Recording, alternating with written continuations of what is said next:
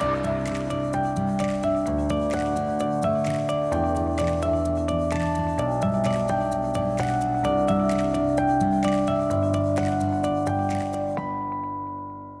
Well, the topic is policy interactions. So I'm going to draw on a number of sources for this presentation. Some of them are very recent, unpublished. Some of them by other people, and also some by myself and Andre and co-authors. But also some work which is quite old, going back to the early 2000s as part of European Union projects. So there's going to be quite a range of sources that I'll draw on in terms of how old they are. Now, when I refer to policy interactions, I'm thinking of two types of interactions. One is direct. So if policy A is implemented, it might affect directly the operation of another policy B. And the alternative type of interaction, which is more common in what I'll present, is where policy A has an effect. It induces changes in behavior which affect other policies as far as their benefits or costs. And I'll run through a number of classifications of that. Yeah, so the second slide is just an outline of what's there. The first is just one slide talking about types of policies, and implicitly they've been discussed, I think, earlier today. And then a comment on how many policies there are, even policies which appear to have similar goals and overlap as far as their potential effects on behavior. All right, so the question addressed in the next stage is why? Why have so many policies? Why do so many exist? And the reasons could be legitimate, that they sort of reinforce each other, but they could also be symptoms of failure of one sort or another, whether it's government departments or whatever. And then I'll get into probably the most important aspect of the presentation, which are the complexities. Complexities arising from having multiple policies, which are introduced at different times with different goals, administered by different governments, and aimed at different sets of decision makers, whether they're people or households or firms, or indeed other jurisdictions at a lower level. And then into what I've just mentioned, interdependencies between policies. Do policies tend to reinforce each other, or do they undermine each other? Is it the case that some could be redundant and eliminated without a loss? And then a more complicated question is sequencing policies. Typically, they're not introduced just once and for all. You may have one policy which was introduced, let's say, decades ago when awareness of climate change became widespread, and then other policies were introduced. And if you were to consider this from a planner's perspective, you want to introduce the right policies in the right sequence, so the timing would matter greatly. But clearly that's a very difficult problem, and I'll speak just a little bit about policy timing specifically from the perspective of adaptation to climate change, and then I'll have a final slide, which is a summary. So here's the slide about the types of policies. Regulatory policies, which are concerned with the environment, for example, emission standards for vehicles, and then safety regulations concerning the design of vehicles, and then the operation of vehicles. In the case of cars and trucks, this would concern speed limits and so on. Fuel efficiency standards, which in the old days, to think back to when they were introduced in the US, mainly concerned about energy consumption, conserving energy. But now the focus is more on greenhouse gas emissions, the greenhouse gases that are emitted, mainly CO2 from vehicles, and trying to reduce that by making them more efficient, right? Fewer liters consumed per kilometer. And then low emission zones, which are, I think, widely introduced in France, but then backed away from because of the cost they imposed on people who could not afford electric vehicles. So the second type of policy are economic or fiscal, and they comprise sticks and carrots, the sticks being more common. That would include taxes, perhaps tax rates at a uniform rate on everything. And then specific charges, tolls on motorways, which are widespread in France and Spain and a few other countries. And then penalties, which are aimed at particular, let's say, vehicles which are considered undesirable. Heavy vehicles or very fuel inefficient vehicles or vehicles that cost a lot of money. So whoever the owners are, they can probably afford to pay a penalty. And then we have the carrots. And I'll have one slide trying to explain why you would combine the sticks with carrots. And in the case of electric vehicles, the carrots are subsidies for buying electric vehicles, which are now means tested in France and they're slowly being withdrawn as they were in Germany a couple of years ago. And then the subsidies could be for electric chargers and also for operating the vehicle because the taxes on electricity on an energy equivalent basis are much lower than they are on gasoline and diesel powered vehicles. And then the final type of policy, informational, which I won't have anything specific to say about.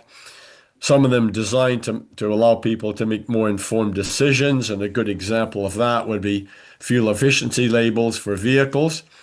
So when you are choosing a vehicle, you may be disinclined to buy an expensive one, but if you were to recognize that over the lifetime of the vehicle, you'd be saving a lot of money. So from a life cycle perspective, the vehicle is actually economical, then it's desirable for people to be aware of that so they can make the right choice on the trade-off. And then it also applies to appliances or what are called in North America white goods. That would be refrigerators, air conditioners, washers and dryers, and so on.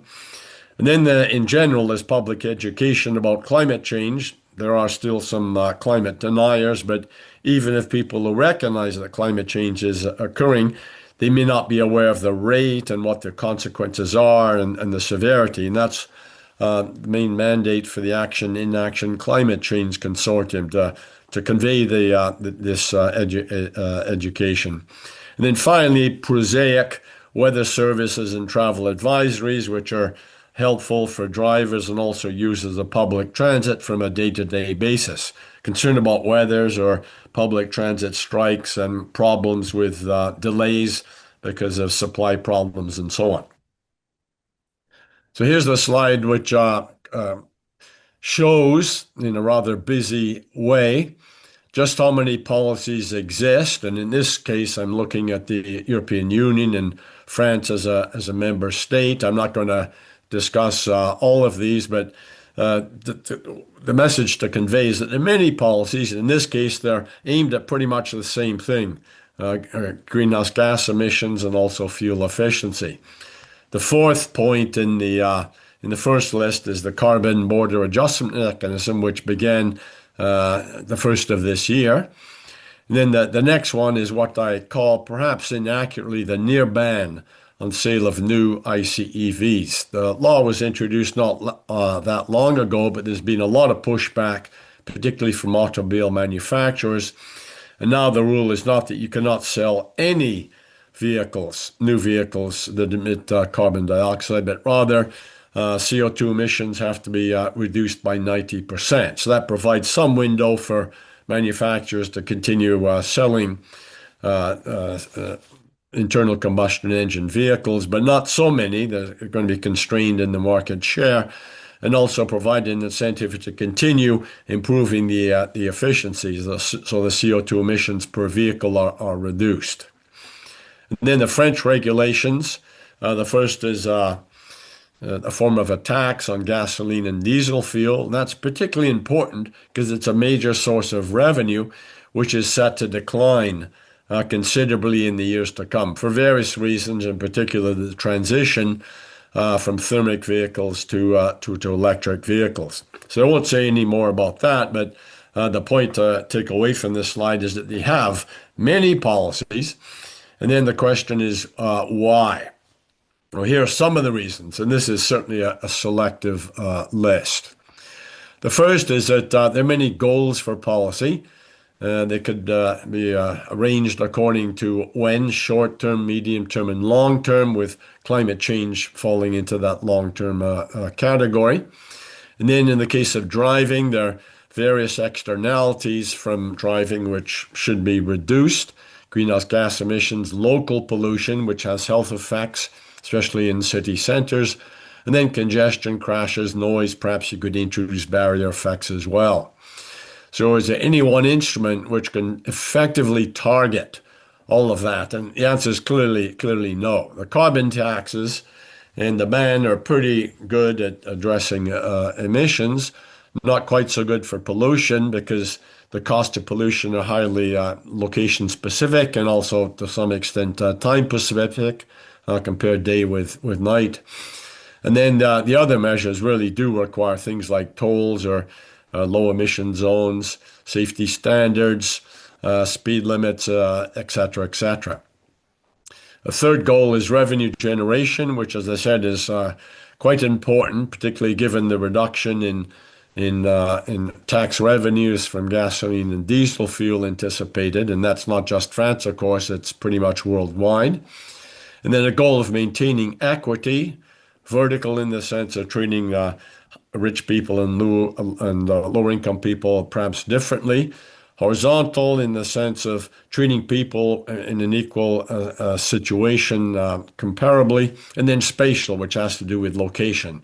One region should not be at a major disadvantage relative to another region, and that applies within the EU between member states. It's not just within countries. Another reason for multiple policies is that individual instruments may be constrained in just how flexibly they can be implemented. And here I'm drawing on some thinking which went into the marginal cost pricing policy in the European Union back in 2003. So the level of an instrument, such as a tax, right, if you do an economic calculation based on marginal cost pricing, may determine the optimal value of the tax is quite high, but it's not going to be politically possible. So you have to make do with a lower tax, and then you're not able to accomplish all you would like. So maybe other instruments could be deployed as well. And then perhaps more important is the inability to differentiate the tax in according to dimensions that you would like. Location, time of day, it could be time of week and season as well. Characteristics of the vehicle, the weight, the size, fuel efficiency, and so on. And then socioeconomic characteristics. There may be reasons for dealing with people differently according to their income, according to their age, their employment status, whether they're in school, etc. But the instrument just can't be differentiated in all those ways, perhaps for technical reasons, but also possibly legislation. It's prohibited to discriminate in certain ways. And then individual instruments can have perverse effects, and one well-known example is if you tighten vehicle efficiency standards, it's cheaper to drive per kilometer, and it may encourage more driving, which means more energy consumption. And that's known for at least a couple of centuries when coal became a viable fuel for steam engines. And then you can identify particular cases where supplementary measures are useful. And I won't take the time to go over them, but they are well known. Another complication is that a given facility or type of infrastructure may have many uses. And here I'm drawing on a presentation made a couple of years ago at an AICC conference concerned with adaptation, and in the case of inland waterways. So a primary function of inland waterways in Europe, particularly the Rhine, is for waterborne transportation, barges, for example, but there are many other reasons as well. Here I've listed 6 drawn from various sources. So if you were concerned about inland waterways, let's say the effects of drought or altering the mix of barges which are in use, and you do that by altering the way in which the inland waterway can be used, it could have spillover effects on all these other uses, which could be quite important. And to deal with that, you need a pretty broad view, and you need to have a lot of information. So that's clearly a complexity in designing policies. Another obvious complexity are physical interdependencies. Think of a seaport. Well, the seaport can be protected against climate change by building a sea wall, improving draining, uh, allowing workers to work in safe conditions in extreme heat, and that's a problem in some ports and equatorial areas. But protecting the seaport may not be enough because the seaport relies on, of course, freight being moved into and out of the port by road and rail. And if the roads or the rail lines are disrupted, then the port can't function. Same thing with electricity. If the power to the port drops, it's no longer functional. And then communications with the inland. So you need everything in place in order for the seaport to operate. You know the saying, a chain is only as strong as the weakest link. Another example would concern firms, and I'm drawing on a nice study of firms in Pakistan, and again in the climate change perspective. So we have firms which may protect themselves against, let's say, flooding, but they're not going to operate well if the firms which provide them with supplies or the firms to whom they sell are not operational, or if the transportation links connecting the various firms don't work. So again, it's a case of the chain is only as strong as its weakest link. So it means you need to take a comprehensive view when trying to improve the robustness of an element in the network. Really need to look at the network overall. And then finally, in the context of eliminating carbon emissions from vehicles, electrification, decarbonization. If the ban takes effect after 2034, or most production of thermic vehicles ends, that will, of course, have effect on people who want to continue buying vehicles. It'll certainly have a huge effect on the automobile manufacturers and the workers, but it'll also have an effect on electricity. Because if we replace thermic vehicles with electric vehicles, demand for electricity is going to go way up. And the demand for more materials is going to change drastically. Less demand for steel, more perhaps for other manufacturers or elements used for the body, as well as strategic materials, cobalt, lithium, etc. And that was addressed in a paper published last year by Audrey Me and Yannick Ryu. Now let's look at complexities which arise from particular groups of decision makers. First, government. Well, you have multiple decision makers in a typical country like France, and also within a group of countries like the European Union. So the countries should interact between, so they don't introduce inconsistent policies. If you have one country with very low carbon taxes, another one with very high, you're going to get movement of manufacturing. And if the fuel taxes are inconsistent, then you're going to get, what do they call it? Fuel tourism, which is inefficient from a global perspective. And then we have rules made by the EU, by France, and by municipalities. And are they well coordinated? Well, it's very difficult to get everything perfect. And therefore, dealing with relatively new problems like climate change, the departments may lack the capability or the experience to make good decisions. That's another problem. A third problem has to do with the time horizons in which politicians make decisions. Most of them get mandates which are 4 or 5 years, and then to be reelected, they have to make decisions which are popular, but those decisions may not be economically efficient. So the politicians may not be making decisions which are consistent over time or good from a long run perspective. And indeed, they may not have the incentives to make good decisions regardless, because they're perhaps not aware of the underlying economic concerns which will be affected by policies. And then we have individuals, and there's a very recent short piece written January 8, which is addressing the irrationality of individuals. And that's not from a derogatory perspective, but rather recognizing that people are not omniscient. They don't always make good decisions. They're humans. They're not robots, and they may suffer from cognitive biases. And I referred to that earlier in considering someone deciding whether to buy a fuel-efficient vehicle. So, and policymakers and advisors to them should be aware that individuals are not perfectly irrational, and the models that people use, and in particular economists, should take this into account. And that's, I think, the main message of this piece by Andre and co-authors. The third set of decision makers that clearly matter are the firms.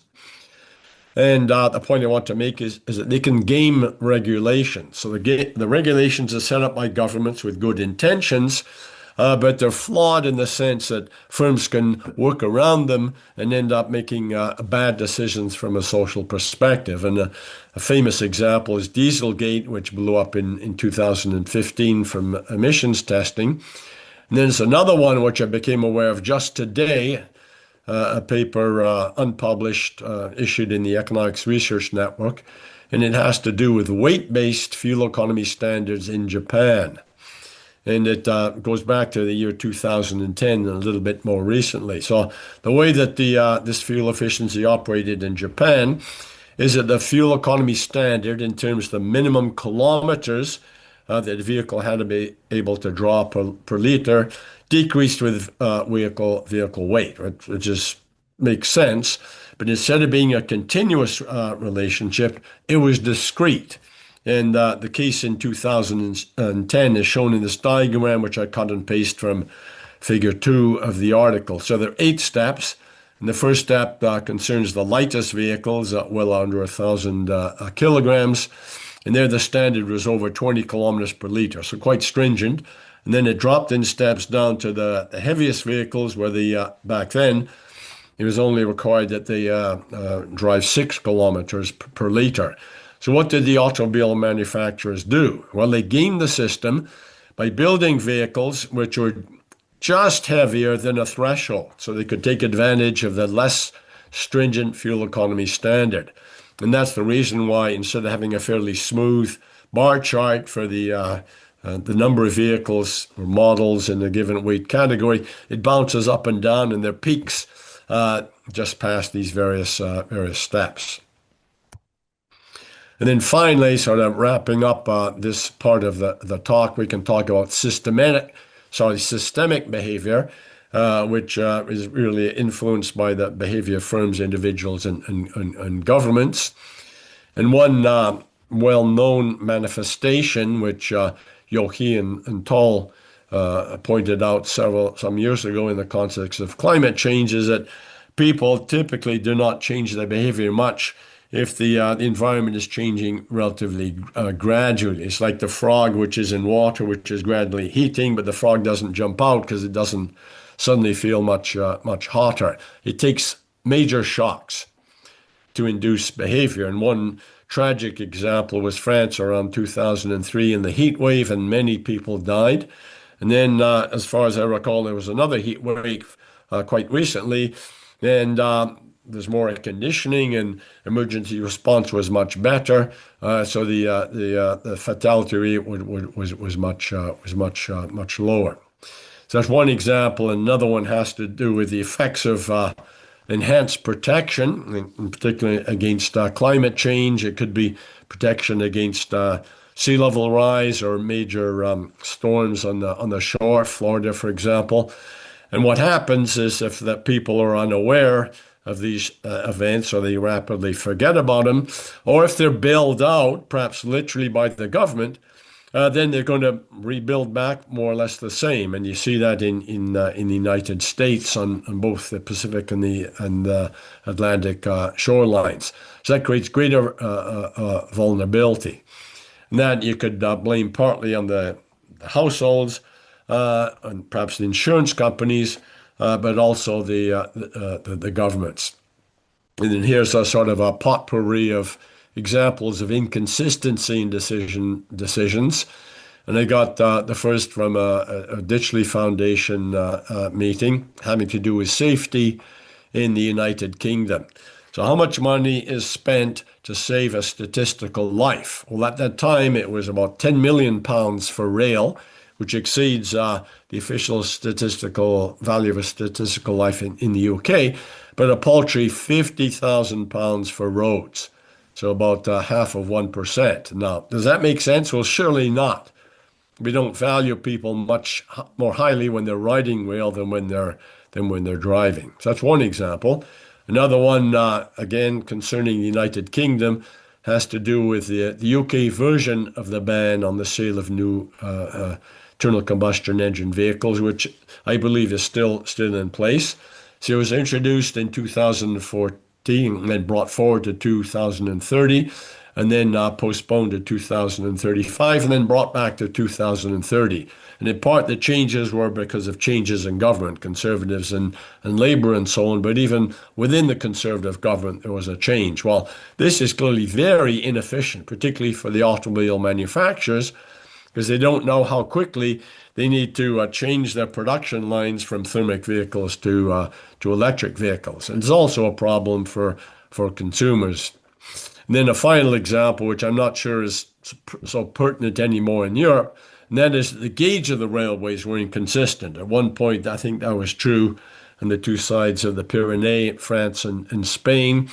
So if you're transporting goods by train from one country to another, you had to offload them at the border and then put them onto another train with a different gauge. So in this case, there was a lack of coordination at the international level. So let's now look at the types of interdependencies between policies. And here I'm drawing on Landauer, but also some references. So there are going to be 4 categories here and then 3 supplementary categories. And I think that the takeaway from this when people proceed with a Moby Dick project is to ask yourself, if we're considering 2 or more policies, what are the interactions between them? Is it particularly good to have them all, or could you perhaps dispense with some of them? Or if you're considering introducing a new policy, how does that set relative to the existing policies? Is it going to add a lot, or perhaps not? In which case, perhaps it shouldn't be considered. So the first possibility is what's called co-benefits, and it means that if we introduce a new policy for a particular purpose, it can have additional benefits which the decision makers may not be aware of.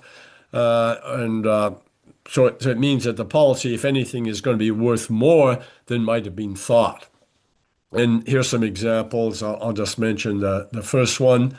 We know that parking can cause considerable problems in cities. And there's been a move, particularly from the work of the late Don Shoup at University California, Los Angeles, to price parking. And the decision to price parking could be based mainly on reducing cruising, because cruising causes people to slow down and to spend a lot of time looking for a parking spot, which is inefficient. But if we can eliminate the cruising, we also may reduce traffic congestion overall. So through traffic can pass through the area more quickly. And there's better safety, so people are not going to be run over by someone who's distracted by looking for vacant spots on the side of the road. And also noise. We don't have vehicles accelerating, decelerating, and so on. And then we have a couple of examples from climate change, I think fairly self-evident. So the next possibility are synergies, and the definition I give here algebraically. Suppose you have a policy A and a policy B, and the benefit from policy A is A, and the benefit from the policy of B is B. Well, the two policies are synergistic if the effects of the combined policies, A and B, exceeds the benefits when the policies are introduced independently. So this is an example of the whole is worth more than the sum of the parts. All right, so you have policy A and then policy B is introduced, which has its own benefits, but it may enhance the benefits of A as well. And a very nice example of that comes from a paper by Eric Verhoef and co-authors, where we have a single origin destination pair connected by two roads, A and B, running from left to right. What happens if we toll just one route, let's say route A? Well, it's going to provide benefits in reducing congestion on A, but part of that congestion isn't going to be eliminated. It's going to shift to route B. So you're going to get spillover, and that's undesirable.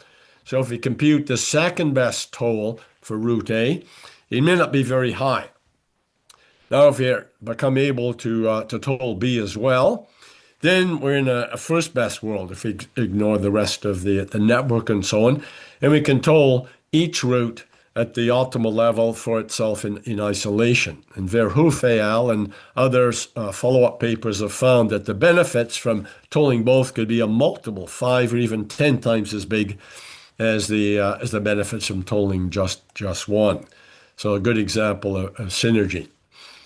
Third possibility in our classification is our trade-offs, which means that if you introduce one policy, it makes it less feasible to introduce other policies. Not that you have direct interference with them, but for whatever reasons, there are less resources available to that. One example relevant from an urban area is dedicated traffic lanes, whether they're high-occupancy vehicle for cars, or let's say bus lanes, BOT, for example. So some part of the right-of-way is dedicated to a particular form of transportation, and that leaves less capacity for the rest of the traffic. Perhaps you can preserve the number of traffic lanes, but make them thinner, but that has safety problems. Maybe the biggest vehicles can't negotiate those narrower lanes. So that's one example. Another example, if we densify, which of course is a very much an important policy perspective from the urban planner's viewpoint, it means that you have less urban space in the densified area for other things, such as greenery, or introducing solar cells or perhaps windmills. And this example came up in the Atelier 4, the discussion at 2 to 4 on policy. And another obvious example is if you have a fixed budget for things. So the total amount spent on A and B has to add up to a particular amount. So if you spend more on one, you have less on the other. So clearly a trade-off there. And then the final example of primary interdependencies are conflicts. And so if you introduce one policy, it imposes cost on others. And I have a number of examples here, mainly from climate change. I'll just give you the first one. If you densify, we were talking about that, that's going to reduce travel because people can get to where they want to more quickly because the distances are shorter. But if you have more activity, more buildings and so on within a given area, you get more heat generated, and it could be the vehicles moving or operating the buildings, air conditioning, heating, and so on. That contributes to the urban heat island effect, which is undesirable in many climates. So a case where we have a conflict. And these other examples I can mention if people want. Now, more quickly, let's look at some additional interdependencies, complementarity. And that simply means that if you have a policy A and you introduce a policy B, you end up with a greater benefit than from A alone. It doesn't really justify B necessarily because the additional benefit may be small, but at least there's no outright conflict between the two policies. Second possibility is something quite straightforward, and that's additivity. So if we introduce A and B, the combined benefits are equal to the sum of the benefits of the policies that are introduced independently. Examples of that, well, if you're doing something in two places which are far apart, maybe adjusting road links on a network, opposite ends of the Ile-de-France, so far apart that there are going to be no interactions between them. All right, so that makes policy easier in the sense that you don't need to worry about spillover effects far away. Then the final case, which is rather the opposite, perfect substitutability, and the definition is evident. We have policy A and we have policy B, and they're perfect substitutes for each other, so you only need one. Having the other one is conveys no benefit, so A and B is no better than A alone and B alone. And I'll just give you the first example. Carbon taxes and tradable emission permits. The first are widespread, and the second have been implemented in some jurisdictions, while the ETS is a prime example in Europe, and in California and Quebec have their system. In theory, the two instruments can do the same thing, so there's no point in having them both. Now that comes with a proviso that this is in theory, and Marty Weitzman in his classic 1974 paper identified some reasons, in particular uncertainty, why one instrument might be better than the other, and possibly putting them in combination could convey some additional benefits. Now let's look in the context of climate change at mitigation and adaptation. A question which is getting more attention now in the literature is, are they complementary or are they substitutes? So if you spend more on one, does it increase or decrease the justification for spending more on the other? Well, the argument for substitutability is pretty clear, and I put it out here. If you mitigate more, it means that climate change does not proceed as quickly or severely, so the need to adapt is reduced. And then conversely, you can argue that if you adapt more, then the consequences of a given level of climate change are not so severe, so less of a concern about mitigating, spending a lot of money on mitigation. Now, there are counter arguments for our complementarity, a little bit more subtle. And I'll just give you the first one, which is due to Inga et al. Suppose that we slow climate change by mitigation. Well, that means that there's more time for learning, and in particular, learning to adapt in a more efficient manner, whether it's technological or behavioral or regulatory. And then the opposite is also true. So I think this is a question which is outstanding, and the answer is unclear. And indeed, the answer can vary.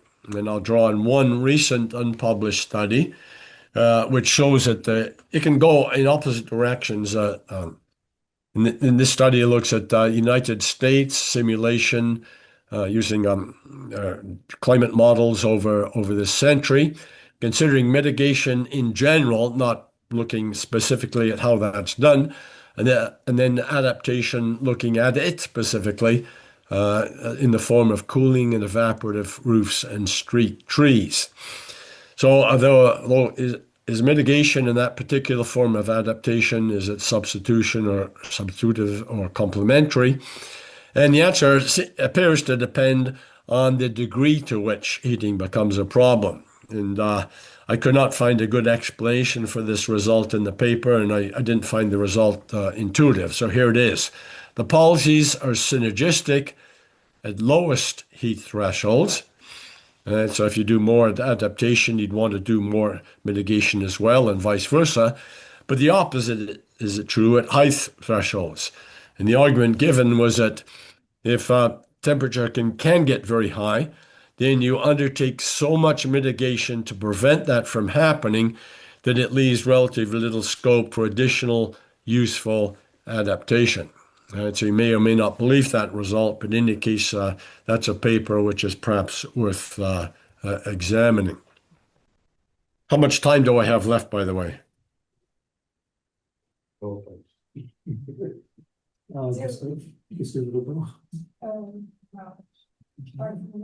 Yeah, Robin, if you can wrap it up in 5 minutes. Yeah, okay, I'll do that. Great. So another complication has to do with policy sequences, and here I'm drawing on some examples from that marginal cost pricing project, which I mentioned earlier, done in 2003, and I'm drawing on the summary in paper with Andre Ionesco Niskanen. Now, this study looked at four cities: Paris, Brussels, Oslo, and Helsinki. And the point I want to make has to do with reversals of direction, which were manifest in all the cities except Paris. And I won't go into details in the sort of the sequence of policies that were introduced. That would take too much time. But if you look at Brussels, one of the policies had to do with transit fares, and at one stage the fares dropped and the revenue from the transit fares dropped. And then at a later stage, comprehensive road pricing was introduced and the transit fares went back up. So if the policymakers were to follow the advice of the people who developed this study, they'd introduce transit fares, they would decrease them, and then they would increase them back up. And the question arises whether that would be politically feasible or perhaps confusing.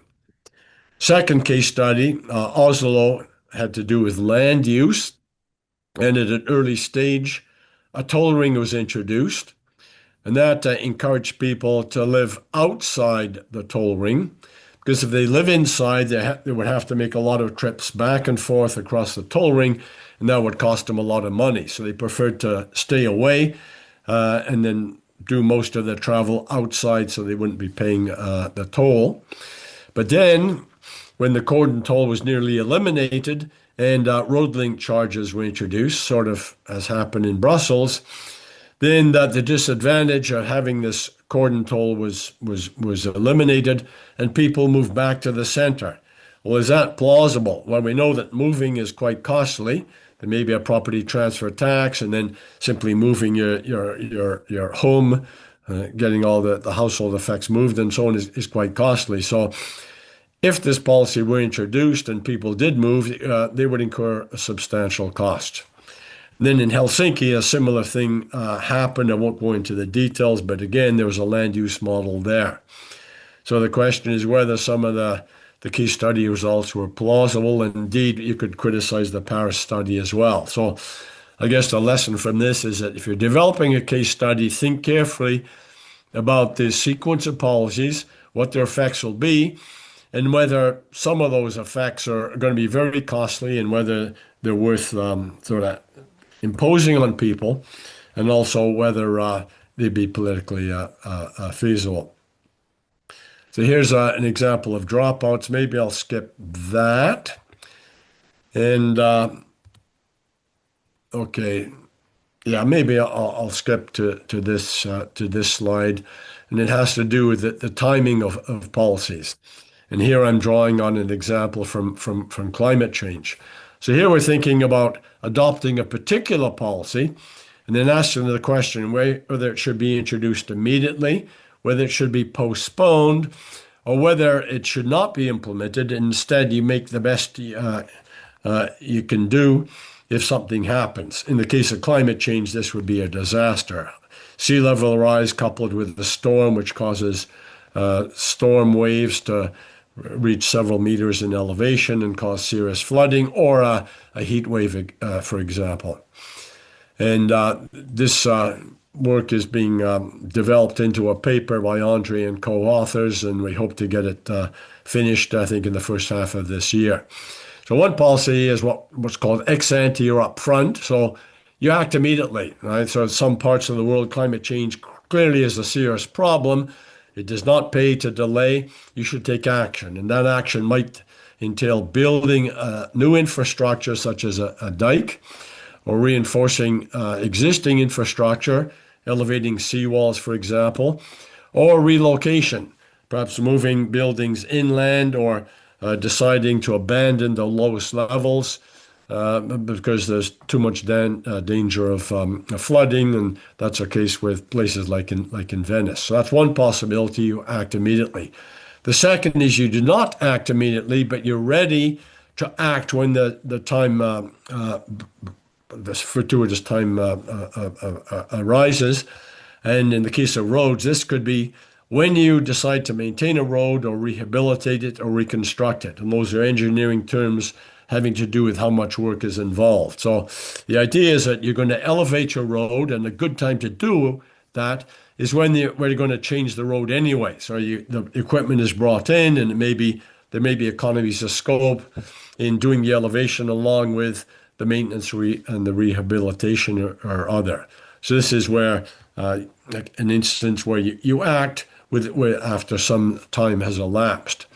A third variant of that is contingent decision making. So you decide to act when the threat becomes sufficiently severe, so sea level rise has reached a certain point, within the frequency and severity of flooding or high temperatures reaches a threshold, then is the time to act. It doesn't pay to delay further.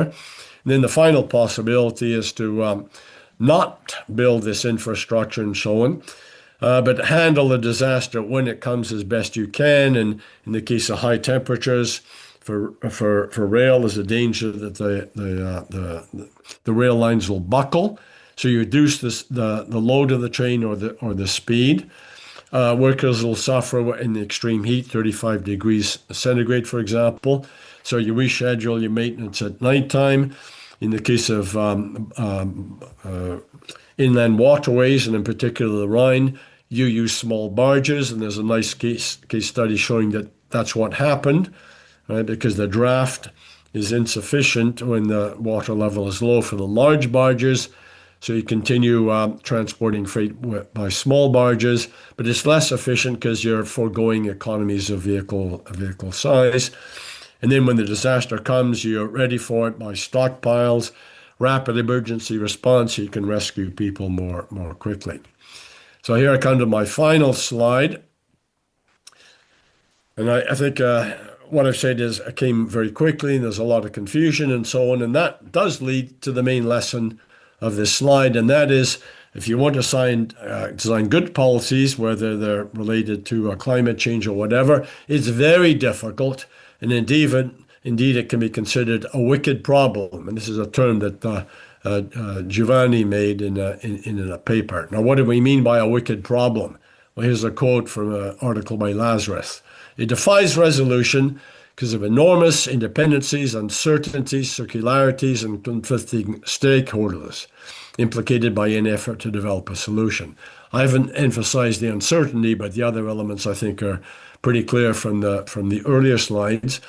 And then a recent paper by Andre and co-authors looking at climate change and arguing that dealing with climate change, whether it's via mitigation or adaptation, is a super wicked problem, right? So sort of a variant of a wicked problem, which is even worse. And the quote there, given all the complexities, dealing with climate change is sometimes considered a super wicked problem that defies treatment.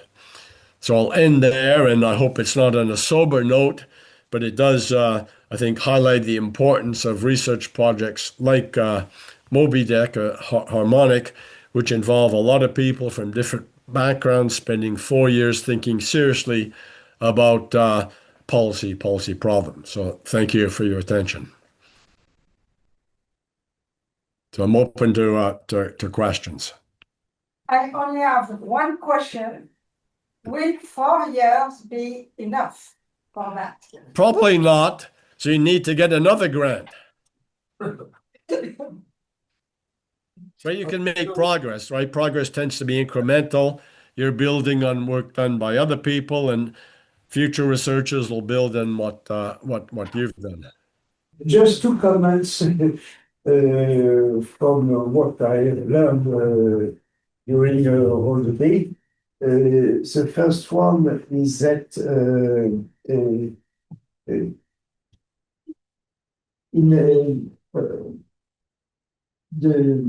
the morning, I was struck by the fact that you hesitated between static and dynamic static and dynamic. I think that as we are in a period of transition with a lot of policy which are transient, which are changing, also with a lot of behavior which are changing, it would deserve to have a bit of dynamics in your studies. But I think that you have already a lot of dynamics as you take into account, for instance, I skip the question to Nathalie, where you have you introduce in urban sim the effect of congestion and on car ownership. It's a bit an important bit of dynamics. Yes, but we still explain the stock, not the decision to buy, Decision to but what we observe is how many cars do you have today? Yes. The dynamics would be the decision. Sure, it's not the real dynamic, and the real dynamic would have to take into account changing behaviors. Yes, But, this we do. Yeah. Can do. The first one. The second point is that in order to make your policy assessment more realistic, it would be interesting to have contact, very early contact with stakeholders. And in my view, the suggestion would be that you have you choose 4 to 5 stakeholders, possible stakeholders, which are in fact people which are involved in decision making in transport and also in the land use, which are the two main policy at stake in your study, and have them to ask them to have a regular, for example, once a year meeting with them in order to check whether they agree with your orientation and so on. So yes, but it was a train which is going very fastly, and I was out of the train. I did not came inside the train. I touched from outside. So just too few remarks I have to do. Thank you. The third remark is that, in my view, it seems to me, and I'm sorry that the man from INRA is not here now, but it seems to me that you have a very dynamic working team. It's a very collective team, and I was very impressed to see how you are interacting with each other. So congratulations to all of you.